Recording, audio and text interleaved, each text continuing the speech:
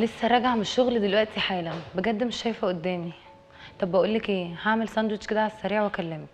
يلا باي. لحد امتى يا رب هفضل في المرمطه دي؟ امتى الاقي الطبطبه بقى؟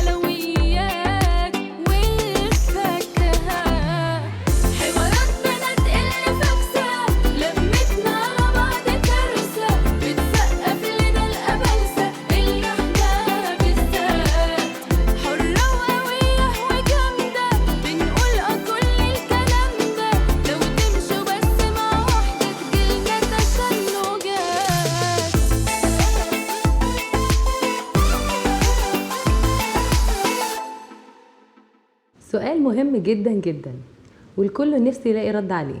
لقينا الطبطبة؟ لقيت الطبطبة ولو ما انتش بعيد، ضحكتك فيها كهربا، ده زي واحد خصوصا اننا كبنات مخلوقين للدلع والراحة، بس مع كده بنشتغل وناجحين، وده واضح طبعا جدا جدا، ومفيش حد يقدر ينكر ده، واللي ينكر ده يستحمل بقى اللي يجراله. بس سؤال حقيقي، هي ايه الطبطبة؟ تعالوا نشوف البنات لما سألناهم قالوا ايه.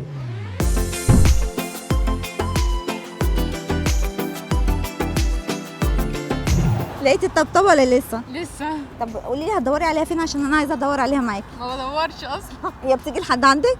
والله ولا بتيجي. طبعا انهي نوع بالظبط؟ عندك كام نوع من الطبطبة؟ والله هو اهلي وناسي وحبايبي كلهم مطبطبين عليا، والله مفيش حد حارمني من حاجه. الطبطبة التانية بقى؟ لا مفيش لسه يعني الحمد لله. وراحت؟ لا ولا راحت ولا جت ولا اي حاجه لسه. لسه بدور على الطبطبة. لا لسه بدور عليها. طب بتدوري عليها فين؟ بدور عليها بقى، هنشوف هي هتلاقيني وتجيبني وتاخدني في حضنها. لقيتي الطبطبة ولا لسه بتدوري عليها؟ يعني لقيتها. لقيتيها ازاي؟ يعني ايه الموقف اللي حصل فعرفتي ان هي دي الطبطبة اللي انت عايزاها؟ يعني كنت واقعة في أزمة ولقيت كل الناس اللي بيحبوني حواليا، فعرفت ان دي الطبطبة والطبطبة السند يعني والحنية. انت مش مستنية طبطبة من نوع تاني غير الاهل والاقارب؟ طب انت طبطبتك ازاي لما بتبقي في يوم صعب وكده؟ مين بيطبطب عليكي؟ ماما بقى في البيت بيطبطب. الشخص الوحيد اللي انا باخد منه طبطبه وطول عمري يعني عارفه اللي هي فور فري. ماما حياتي يعني. طب الطبطبة بالنسبة لك ايه؟ لحد مثلا يكلمني ويسأل عليا مالك زعلانة ليه، يبقى وقت ما انا زعلانة جنبي. اللي هو الثقه، واللي هو الواحد يهون على التاني الحياه شويه، عشان الحياه بقت صعبه اصلا، دي الطبطبه عندي. حد يحبك، مش مهم يحبك بمجرد كلام بس، المفروض ان الطبطبه دي بتبقى حاجه كمان بجانب الكلام، افعال برضو. طب بتلاقي طبطبتك في ايه؟ في السفر ولا في الاكل ولا في السينما؟ في الأكل.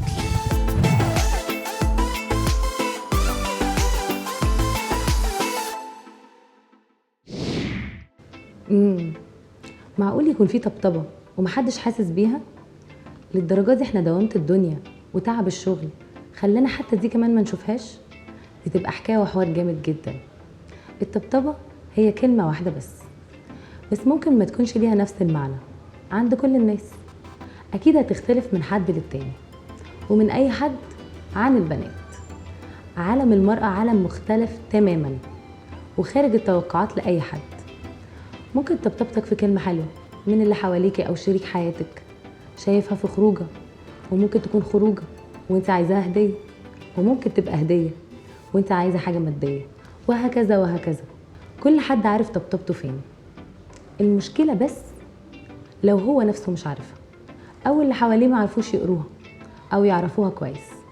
أوقات تكون الطبطبة موجودة فعلا ومن كتر ضغط الحياة والتعب احنا مش شايفينها، ودي حاجة بجد بتوجع جدا، لأنها فرصة ضايعة ومش محسوسة. رغم وجودها ضيعت إحساس أمان وسعادة كبير جدا ومحتاجينه جدا وما شفناهوش.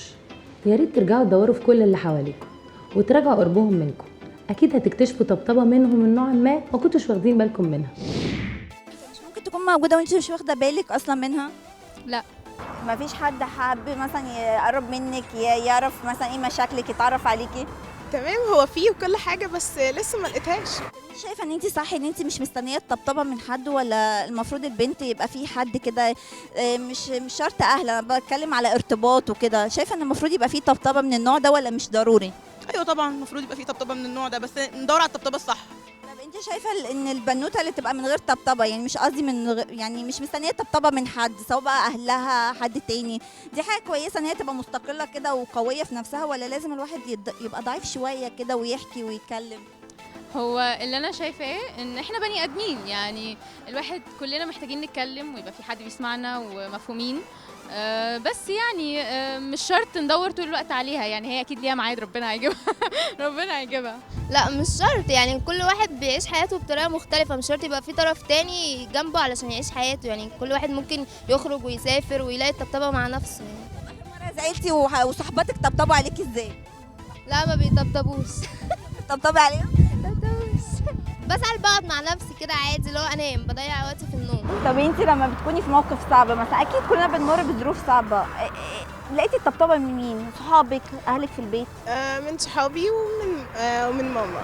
طبطبوا ازاي؟ يعني عارفين ايه اللي بيعجبك مثلا فبيعملوه؟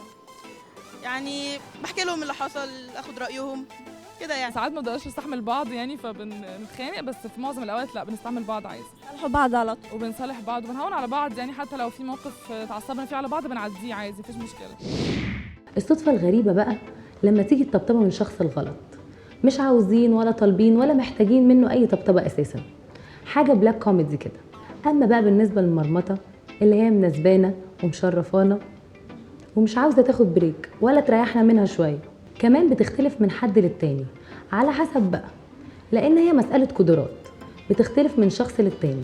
وبالنسبة للبنات، في بنات أقل مجهود هي شايفاه مرمطة وبتعتبره بهدلة، وفي بنات تانية تشيل حمل كبير وعندها صبر وقوة وتيجي على نفسها، وممكن تكون شايفة ان ده عادي خالص، او خلاص اتعودت على كده، او ما عندهاش مجال تعترض عليه لانها ملتزمة بيه.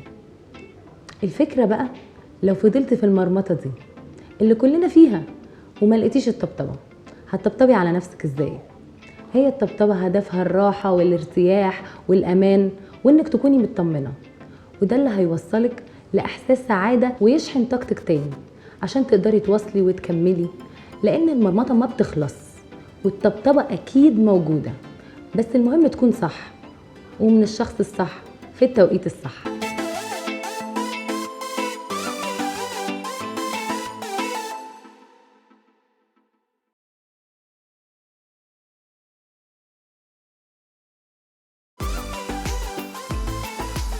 بما اننا بندور على الطبطبة وبنحاول نبعد عن المرمطة، دلوقتي حبينا نشارككم بتجربة من الواقع. معانا رحمي، ازيك عامل ايه؟ كويس الحمد لله. قول لنا بقى الطبطبة عاملة معاك ايه؟ والله من ساعة ما حسين الجسمي نزل الأغنية دي وهي تعبانة شوية. يعني انت في طبطبة ولا مفيش؟ لا في طبعا. يعني انت لقيت الإنسانة اللي هي شريكة حياتك؟ طبعا لقيتها وبحبها جدا يعني. بجد بقالكوا قد ايه مع بعض؟ بقالنا مثلا سنتين كده. طب انت ممكن تطبطب عليها ازاي، او هي لما بتتضايق بتحاول ترضيها ازاي؟ هي بتحب الاكل وانا بحب الاكل جدا برضه، فبنرضي بعضينا. وبرضه ممكن حاجات بسيطه مثلا زي الشوكولاته بتاع. يعني انت عرفت ايه الحاجه اللي بتبسطها؟ طبعا. ايه بقى؟ بصي يعني ممكن ورده، لو انت هي مثلا زعلانه او اي حاجه، ممكن مثلا شوكولاته زي ما قلت لك برضه هي بتحبها جدا. برضه حاجات بسيطه كده هي بترضى بيها جدا يعني. طب لو المشكله كبيره هتصالحها ازاي؟ مشكله كبيره دي مش عارف اقولها لك ازاي، بس ممكن امسك ايديها اخرج مثلا معاها. دي جميله قوي. لا دي بسيطه جدا. طب قول لي، يعني في ناس ممكن ما يفرقش معاهم ان حد يحن عليهم او يطبطب عليهم، يعني دي حاجه بالنسبه لهم مهمه او مش مهمه؟ مش عارف، انا ما قابلتش والله، بس اكيد في برضه في ناس ممكن تبعد عن مثلا، ممكن مثلا هي مشاكل اتنين مرتبطين، هي ممكن مثلا ناس ما تحبهاش او كده، فبتحاول تبعد. وفي ناس ما بتقدرش مثلا تستغنى عن الطبطبه دي. تحاول تاخد جنب يعني. طب هو ممكن الانسان في يوم من الايام يطبطب على نفسه؟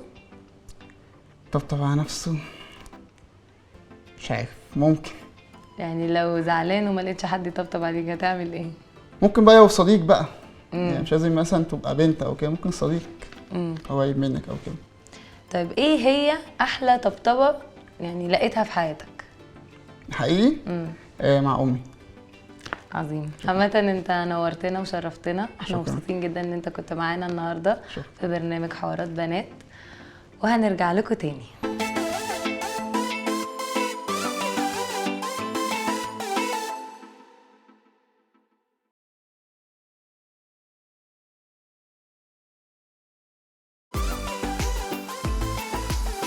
ورجعنا لكم تاني مع فقرة الكوميكس بتاعة الطبطبة. تعالوا نقرا مع بعض الكوميكس ونشوف هنقول ايه.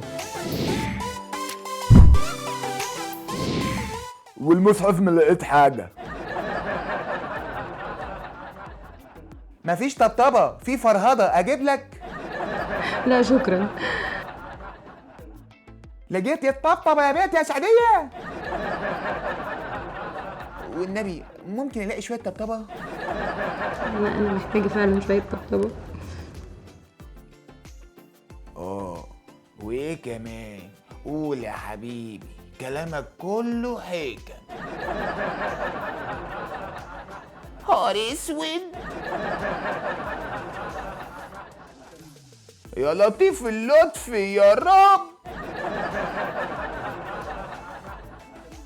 يا سلام يا استاذ على كلامك، كله عبر واستوعاظ. هو انت قلت ايه؟ ولا مين اللي قالت؟ ولا انت اللي قلت؟ ولا هي اللي قالت؟ ولا دي حاجه اتلخبط يا جدع؟ ده علم صايعه يابا.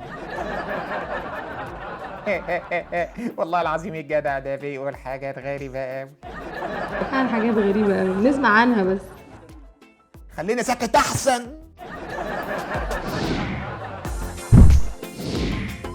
وقبل ما نسيبكم، الكل مستني يعرف هدايا وجوائز برنامجنا. تفاصيل المسابقة والهدايا والجوائز هتلاقوها موجودة على البيج بتاعتنا. الكل يقدر يكون من الفايزين وسعداء الحظ معانا، ومشاركتكم بتسعدنا واحنا كمان حابين نساعدكم. هنستناكم الحلقة الجاية. انا فرح كمال، باي باي.